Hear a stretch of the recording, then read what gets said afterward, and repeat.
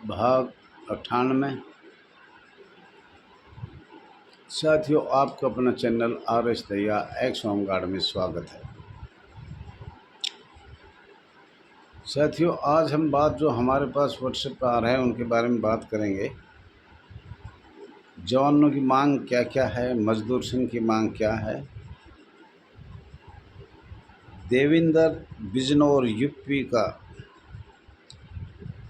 मजदूर संघ कह रहा है होमगार्ड प्राप्त करेगा कर्मचारियों का दर्जा शीघ्र ही।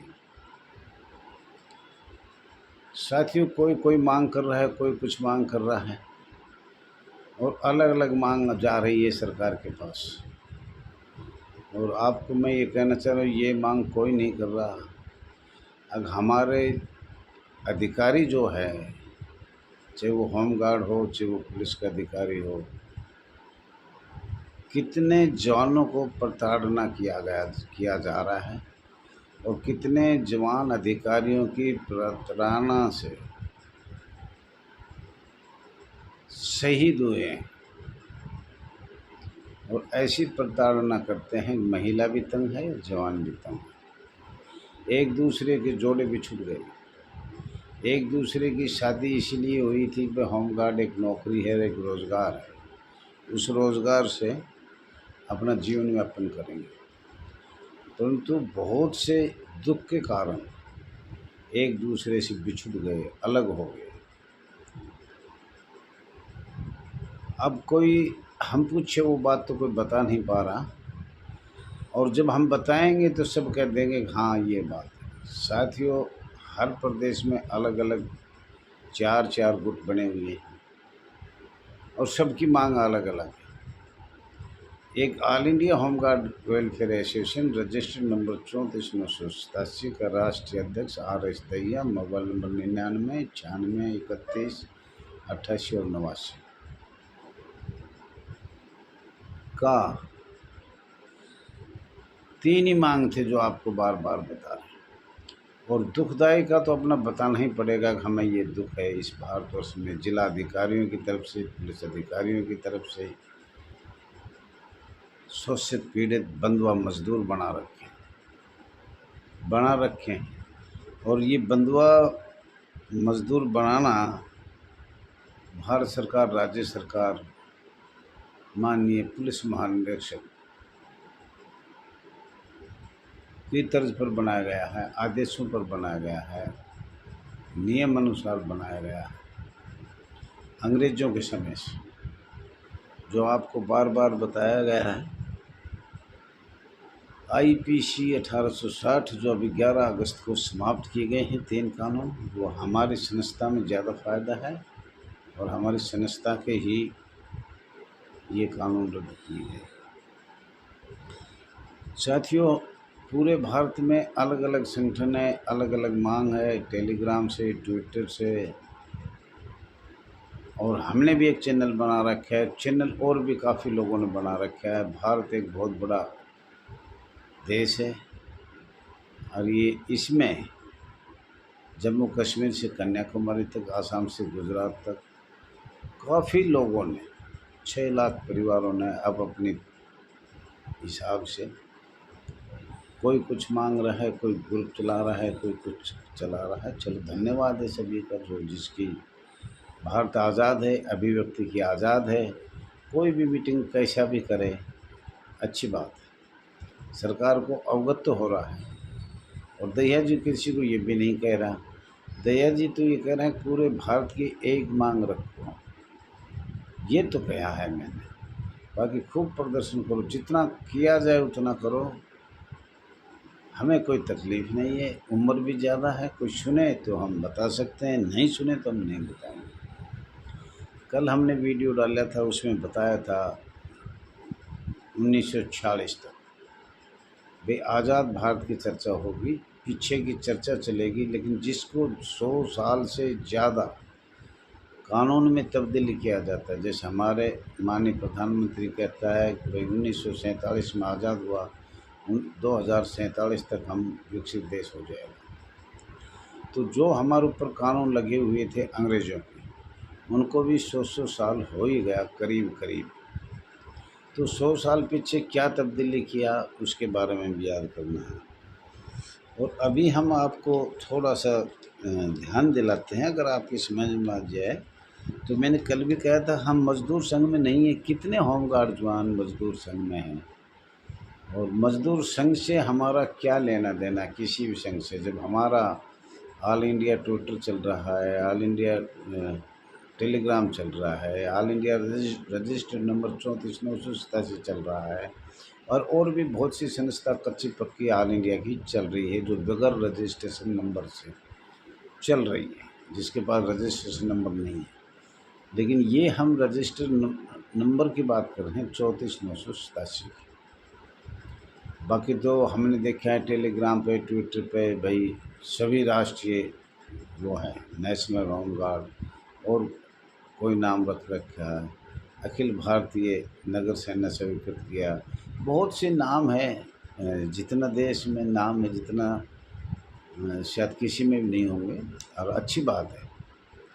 और इसमें रजिस्ट्रेशन किसी स्टेट का भी होगा, मैं ये नहीं कह रहा, लेकिन ऑल इंडिया बेस पे भी है, कच्चे पक्के इसमें भी हैं, बगैर रजिस्ट्रेशन नंबर भी होंगे। तो साथियों, सबसे पहले मैं ये कहना चाह रहा हूँ, अगर हमारी सुन के आप लोग प्रचार मत करना, और न तुम सुन रहे हो, पर कोई कोई अक्सर हमारे नाम से हम जो इस चैनल पे डालते हैं उसको प्रयोग किया जा रहा है।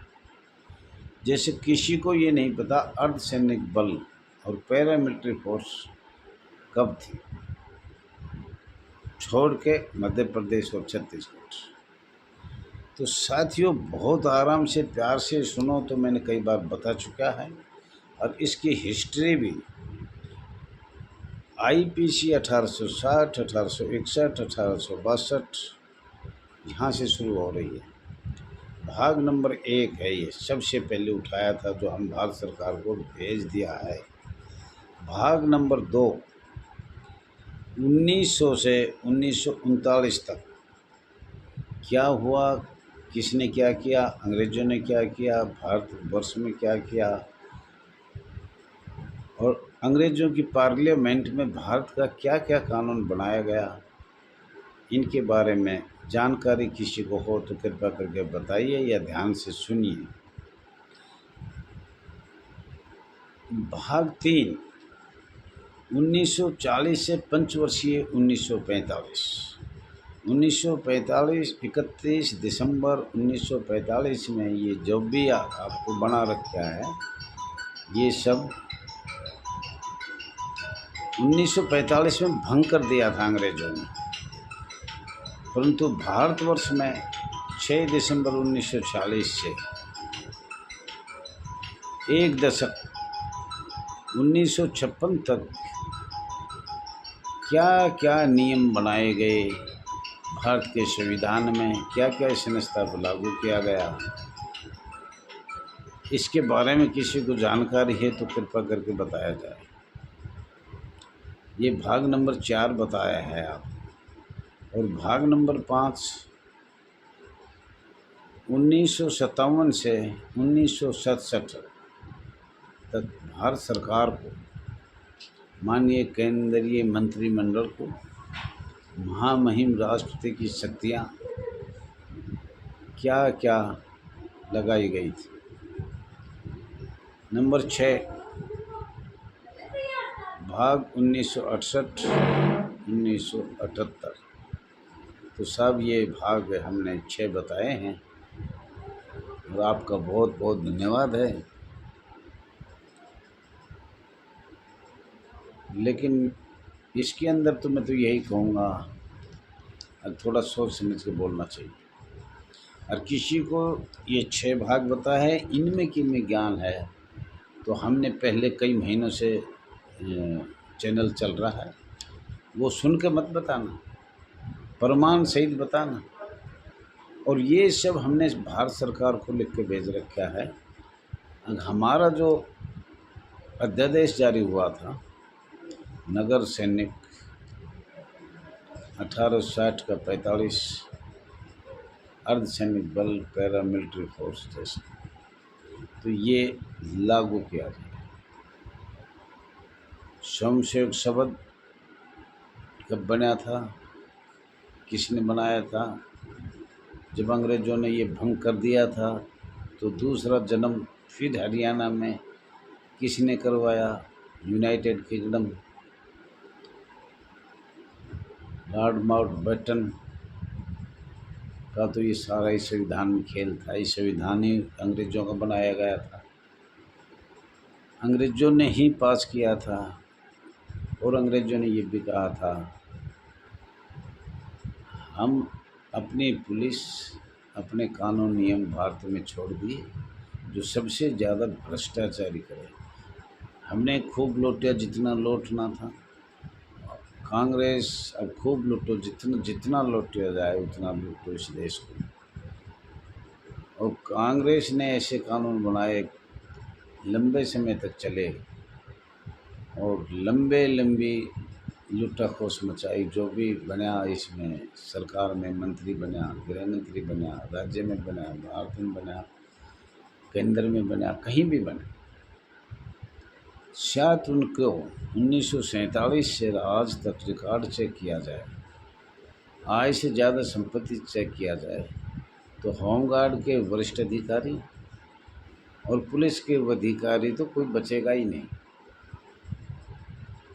10% की छूट है।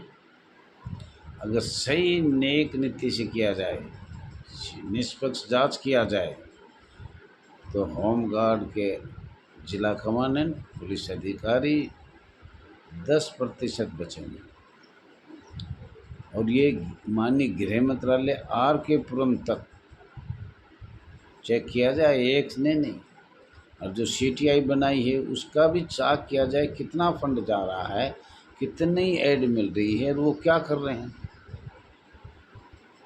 और ये कमांडेंट जो फीत लगाई हैं, स्टार लगाए हुए हैं, ये कैसे भर्ती किया जाता है? इनका सार्वजनिक भर्ती होती है या चुपचाप होती है? हमें तो आज तक सार्वजनिक भर्ती सुना ही नहीं। तो कृपया होमगार्ड के वॉलंटियर में से चुना जाता है या सीधा चुना जाता है? बहुत से कच्चे वॉलंटियर जो हमारे साथ थे वो अधिकारी बन चुके हैं, डिस्ट्रिक्ट कमांडेंट बने बैठे, तो वो किस तरह से बने? हम ये जानना चाहते हैं, बताना भी चाहते हैं, अगर आप ध्यानपूर्वक सुनोगे तो। और साथियों, ये बार बार जो मांग कर रहे हो आप, मुझे लग रहा है ये अच्छा नहीं। ज़्यादा से ज़्यादा इसको शेयर करना, लाइक करना और पूरे हिंदुस्तान में इसको भेजना। और ये हमें 6 भाग बताया है, इसमें किसी को भी जानकारी हो, प्रत्येक पंचवर्षीय प्रत्येक 1 दशक, तो कृपया करके अवगत कराना। जय हिंद, जय भारत, सभी को नमस्कार, नमस्ते, जय हिंद।